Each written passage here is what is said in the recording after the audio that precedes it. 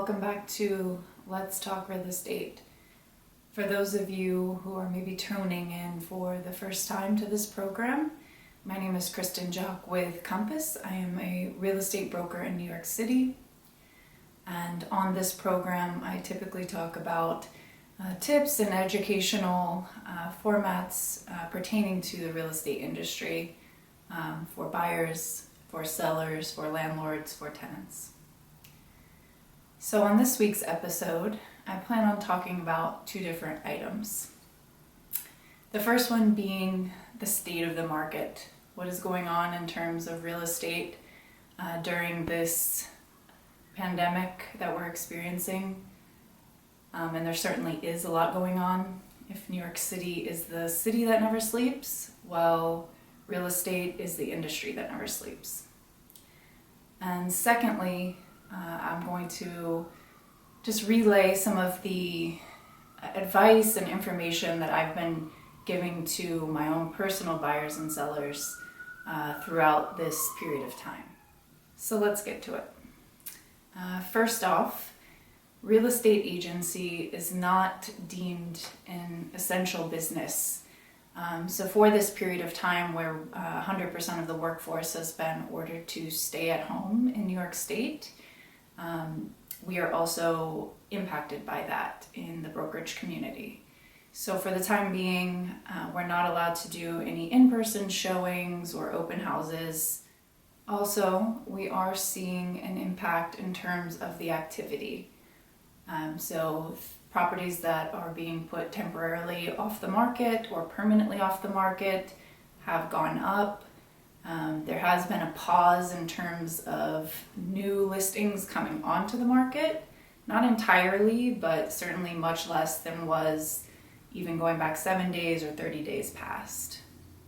And we're also seeing a decline in properties going into contract and also closing. And that's really due to the industry restructuring some protocols for the time being. Also, days on market countdown has been suspended throughout the stay-at-home order.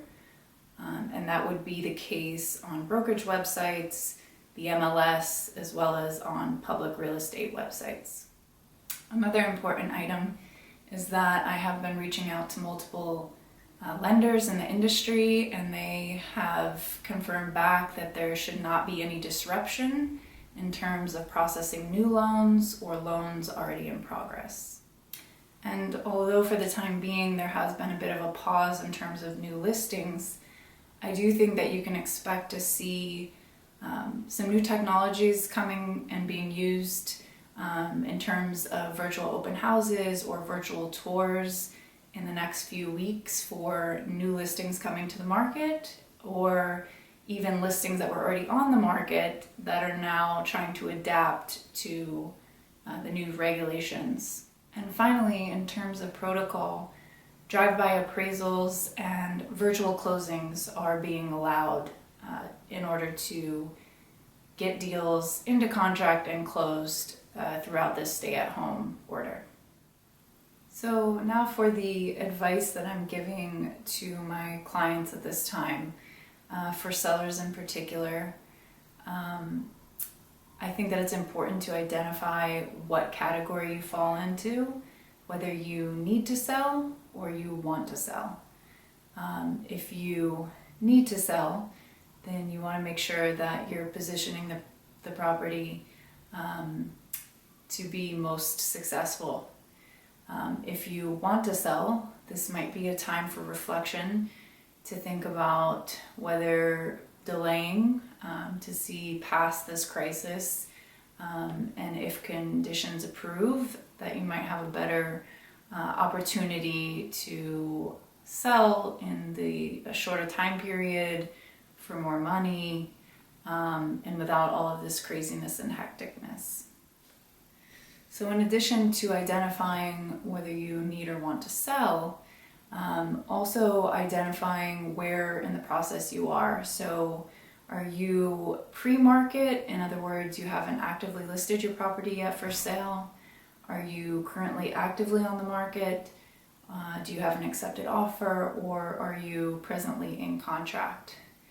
So if you are pre-market, some of the recommendations that I'm giving would be to be ahead of the curve in terms of technology. So I definitely encourage you to have a virtual tour created of the property, at least for the period of time that you are staying at home, or people are unable to visit the property in person. It's also a good time to consider doing home improvements. So you could have your property on the market as, say, a coming soon listing, meaning that it's not yet available, but be doing improvements that could add value to the property. Additionally, I would recommend to my clients that if you are in the pre-market stage, that you wait to launch until after two things take place. One being that a stimulus package is decided upon by the government and made known to the citizens. The second being that we have passed the peak of the outbreak. In other words, the rate of cases testing positive begins to decline.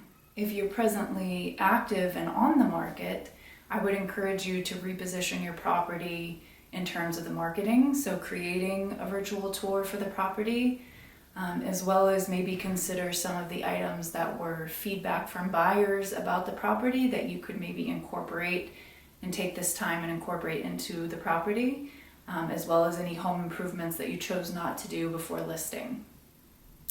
Now, if you have an accepted offer, I would anticipate that the buyer would likely want to renegotiate the offer, depending on when that offer was accepted and if this situation got progressively worse since then. And finally, if you're already in contract, I would encourage you to speak to your attorney as well as your representative and find out if there's any clause in the contract that would allow the buyer to back out of the deal. I would make sure that the buyer side is aware that appraisals are being conducted in terms of drive-by appraisals, as well as virtual closings. And lastly, I would make sure that the buyer's employment hasn't been affected by any layoffs that may be occurring during this time. What are some of the advantages that you might have in listing your property during this stay-at-home period? Well, I think that you do have a few things that work in your favor. So number one, there are a lot of eyeballs presently at home with the means to see your property on the market or through a virtual tour, and you're not being negatively impacted by days on market clock ticking up and up and up. So it's basically like free exposure. You also have a lot less competition during this time because the inventory is considerably less than would normally be the case during this time of year. So I think that you do have an advantage in that sense. Also, people are really taking stock of how their home works for them.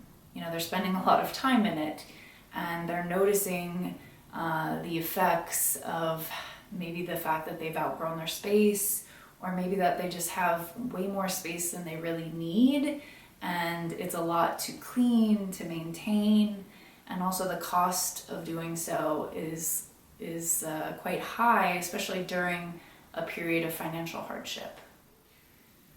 Now, for buyers, what kind of advice am I giving to my buyers currently? First and foremost would be to take stock of your risk tolerance, as well as your financial position. So I think that you really need to consider if you're a person who's able to make important life decisions as well as large financial decisions during a time of great uncertainty.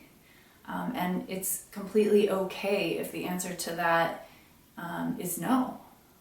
And in that case, I would encourage my buyer to wait to maybe see how the pandemic progresses and declines, hopefully, to see how the economic situation settles, and wait to see what's going to happen, what their position is going to be, so that they can confidently make a decision.